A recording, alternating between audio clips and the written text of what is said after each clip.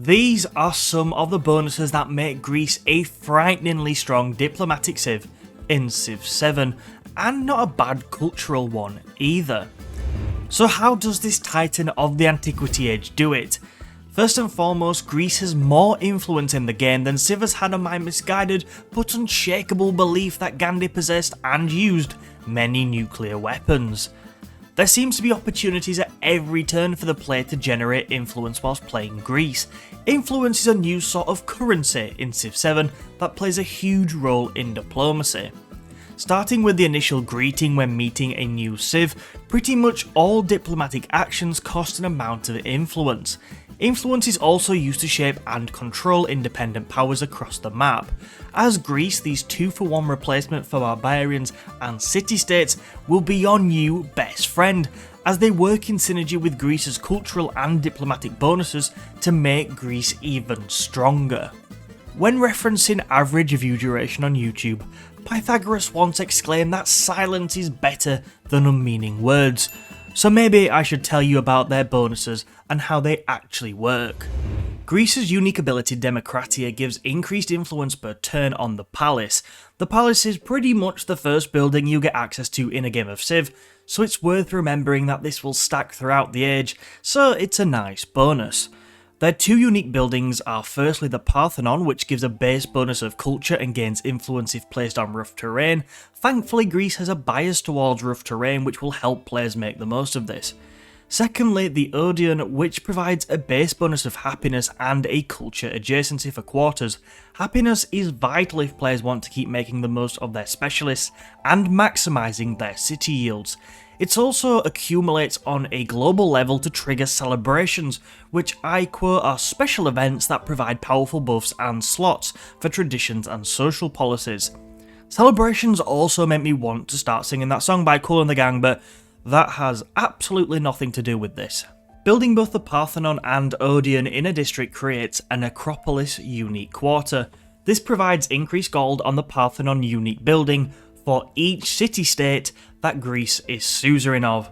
This is where we start to see the synergy between Greece's bonuses and independent powers, because by spending the additional influence that Greece generates on affecting independent powers, you can make them hopelessly devoted to you, to either absorb them into the Greek Empire as towns, or probably preferably make the most of them as their suzerain and turbocharge Greece's other bonuses, including the additional gold provided by the Acropolis.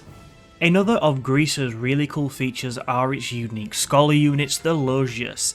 These can only be built in cities with an Acropolis, and the specific Logius received is random.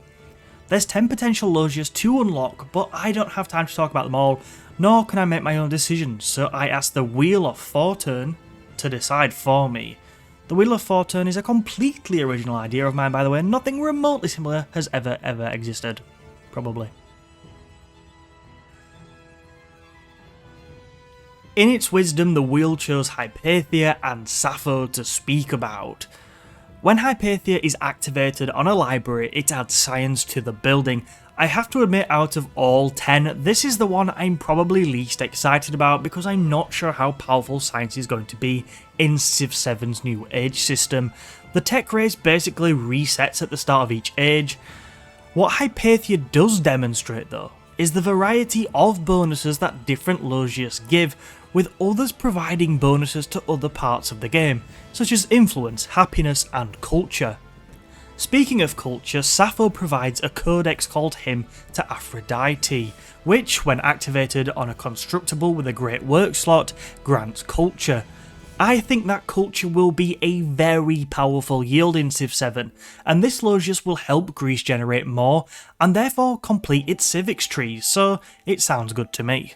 I also wanted to mention the Xenophon Logius. When activated on an Acropolis, this grants a set number of Hoplite units with increased combat strength. Yes, the Hoplites are back as the Greek unique unit in Civ 7, and once again, like in Civ 6, they get increased combat strength if adjacent to another Hoplite.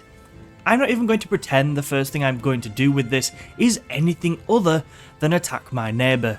They better shape up because I'm going to destroy their army, seize their territory and steal their futures. Or however the song goes.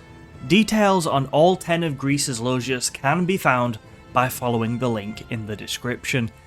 In the spirit of Greece's focus on diplomacy, I wanted to say thank you to everybody who has been watching and subscribing lately and commenting. It's very much appreciated, and do let me know what other videos you want to see next.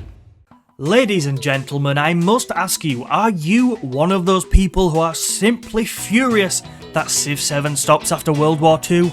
Well, don't be, because every Civ now has its own civics tree, because what's better than one civics tree? Well, it's two, of course. Sorry, sometimes I just think I'm in a commercial for no apparent reason.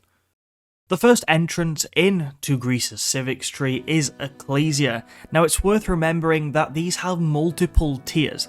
At tier 1, Ecclesia unlocks the Xenia tradition, which provides increased influence towards initiating and progressing the Befriend Independent action.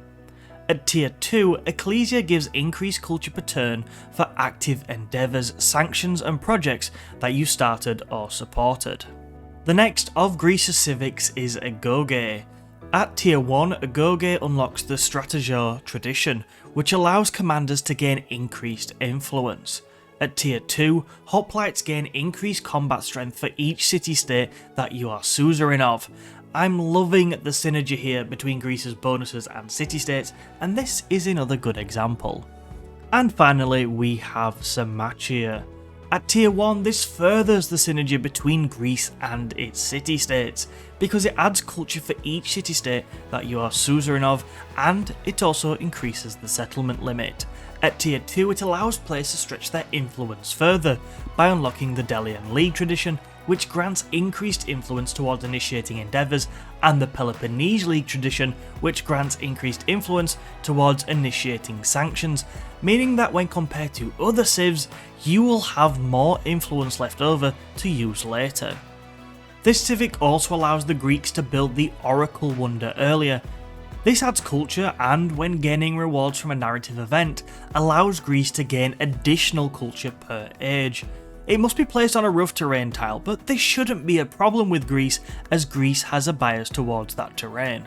With the civilization's unique traditions remaining available to the player throughout the rest of the game, you'll be able to utilise Greece's traditions to give you a strong hand in diplomacy and to pull the strings on world events throughout the game's 3 ages.